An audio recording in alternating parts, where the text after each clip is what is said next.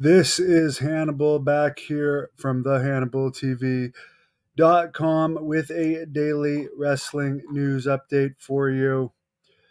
As far as General Adnan Al-Kaisi, Billy White Wolf's passing yesterday at 84, couple notes regarding his career. The WrestleMania 7 event where he managed Sergeant Slaughter, one of my favorite WrestleManias, by the way.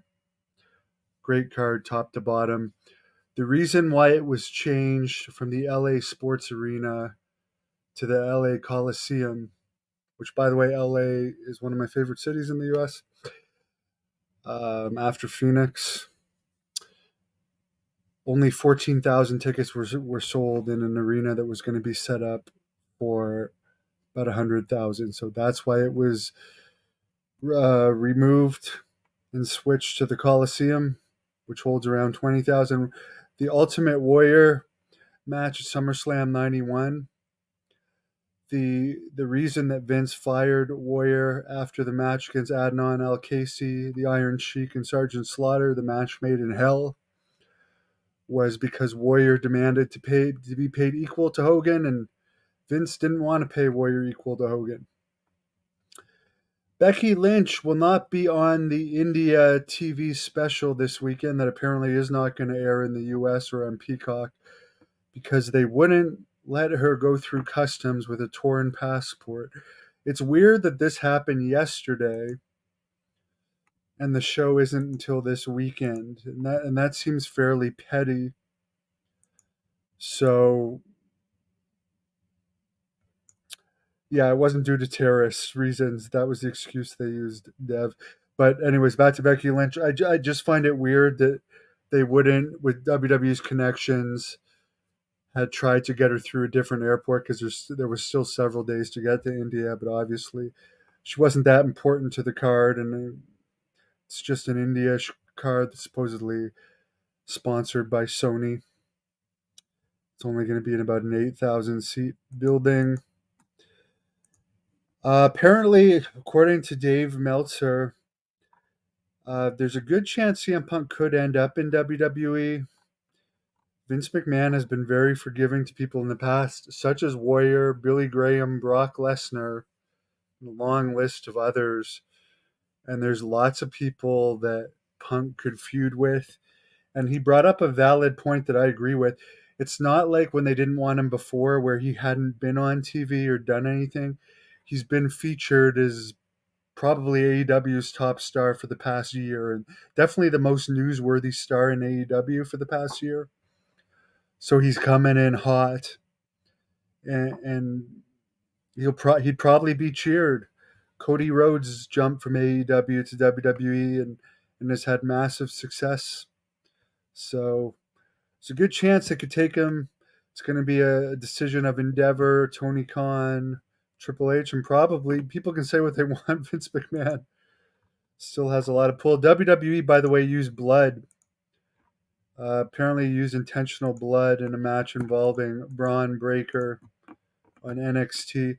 They blacked out the screen, but for the people in the audience, took pictures and there was a blade job done. So for WWE, that was insulting AEW for using blood. Well, now they're back to using blood. Gable Stevenson, as discussed before, pulled out of the Worlds, which was interesting because he dominated the two qualification events to the Worlds and he had never won a world title. So it could be a case of WWE not approving him. All Out apparently might do under 100,000 buys. Payback had the weakest lineup of the year, only a few good matches, according to a lot of people that watched it. For anyone that cares about New Japan, Kevin Kelly is going to be done with New Japan after Wrestle Kingdom and New Year's Dash. He works from home. PFL might be buying Bellator. They're asking 500 million, which is overblown for Bellator, which is pretty irrelevant these days. Has mostly older fighters and not too many stars, and UFC definitely doesn't want it. Dana White has publicly laughed at the possibility of buying Bellator.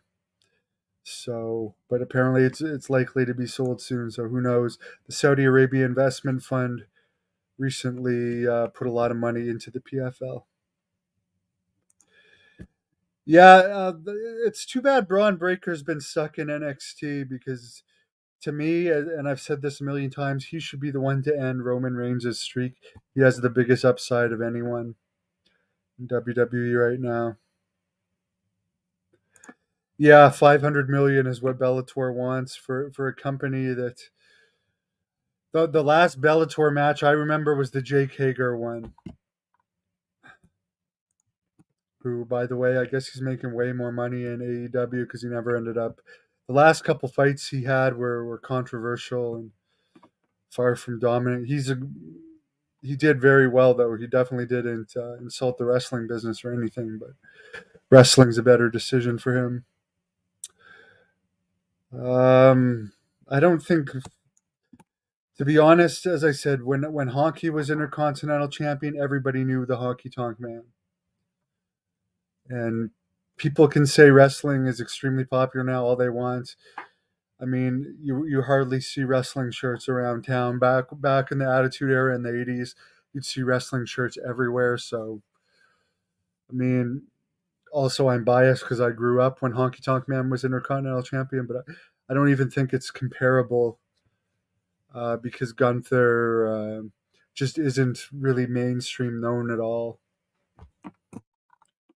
And who do I think should dethrone him? I'm not a WWE fan. I only follow the behind the scene news. Brock Lesnar is pretty much the only wrestler I like in there. John Cena, I'll watch his matches. I don't mind John Cena. He's a part timer. Roman Reigns isn't bad, but his matches are too predictable. So as far as Gunther, I don't take anything away from him being. I don't think he's a bad wrestler or anything, but I just don't care. I don't care at all.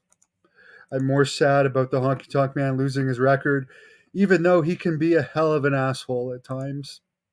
I still rather that he keep his record. Yeah, and what about there was actually a poll done on this, a test done on this, and when people were asked about wrestlers, people were still saying The Rock, Hulk Hogan, Steve Austin, Ric Flair, the Macho Man. When the random polls were being done, and John Cena was another name that was being thrown around in there. So it's not like the old days where like now it's more WWE the company's popular than the individual wrestlers. Oh, we'll get Rick Martel for you one day, Grandma Daisy. Apparently Mike McGurk is a very hard one. I mean, she's apparently extremely unreliable and has no showed a bunch of people. So that might be a tougher one, but I'll get her eventually too. Have a great afternoon. Thank you for watching the Hannibal TV. Please like this video if you enjoyed it and click the subscribe button to not miss any of our latest shoot interviews,